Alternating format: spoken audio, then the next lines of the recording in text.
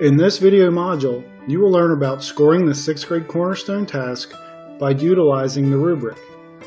The essential question for this video module is how can the scoring rubric allow teachers to provide consistent feedback regarding student progress toward transfer? First, it is important to note that the Cornerstone Task is meant to be a formative assessment and not a summative assessment. Formative assessment is a range of formal and informal assessment procedures conducted by teachers during the learning process in order to modify teaching and learning activities to improve student attainment.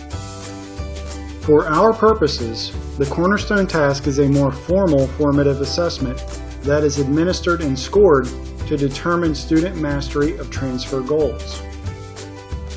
In the 6th grade Cornerstone Task, students are asked to demonstrate mastery of transfer goal number 1. Formulate investigations using multiple sources of information to address a question, form an opinion, or to solve a problem. While you don't have to assign a grade in the gradebook for this formative assessment, you will need to use the rubric to score your students' work.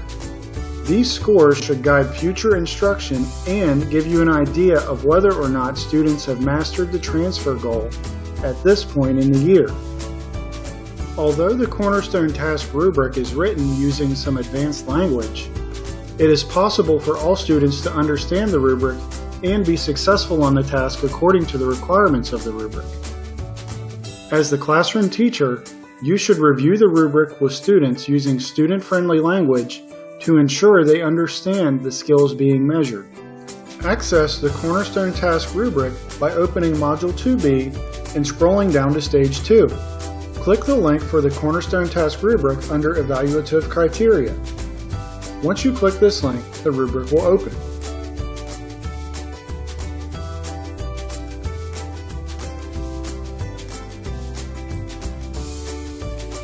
Understand that no one is expecting students to exceed expectations for every criteria on the rubric.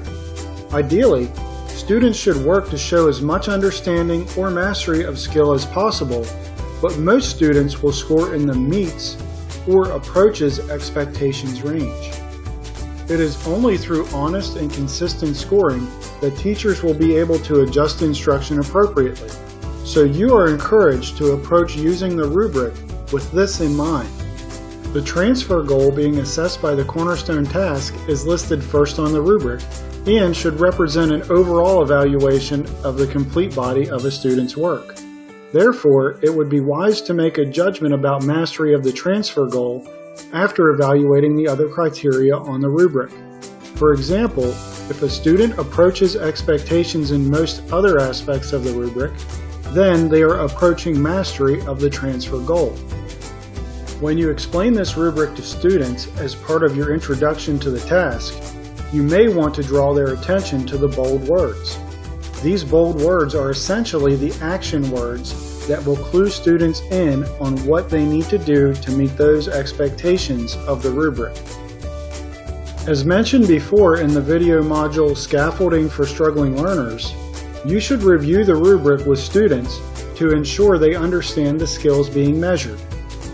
For example, if you view the first standard under the transfer goal, students will be judged on how well they analyze sources that will be helpful in answering the compelling or supporting question. A more student-friendly way to explain this might be, explain how the main ideas and facts from the documents help you answer whether Alexander the Great should be on a new Greek coin.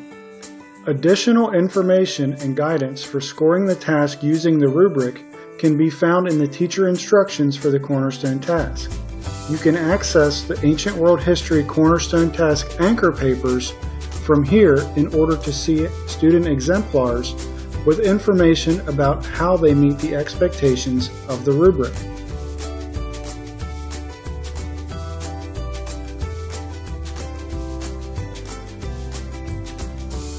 If you have any additional questions about understanding or scoring the 6th grade Cornerstone Task, contact your content specialist.